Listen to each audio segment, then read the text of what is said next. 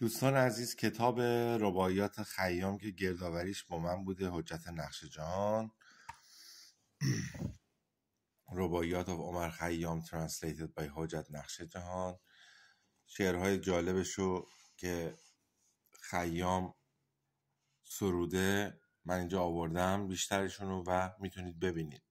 به عنوان مثال: هر سبزه که بر کنار جویی رسته است، گویی ز لب فرشته خویی رسته است.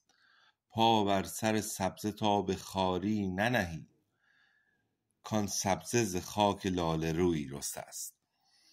کتاب جالبیه، پیشنهاد میکنم. یا مثلا این شعرم براتون میخونم: نیکی و بدی که در نهاد بشر است، شادی و غمی که در قضا و قدر است.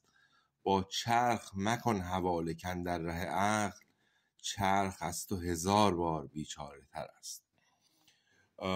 میتونید کتاب تهیه کنید، توی آمازون موجوده، من لینکش هم براتون میذارم، یا شما میتونید سرچ کنید رباعیات of عمر خیام translated by حجت نقشجهان. من لینکش هم براتون تو کپشن میذارم پایین.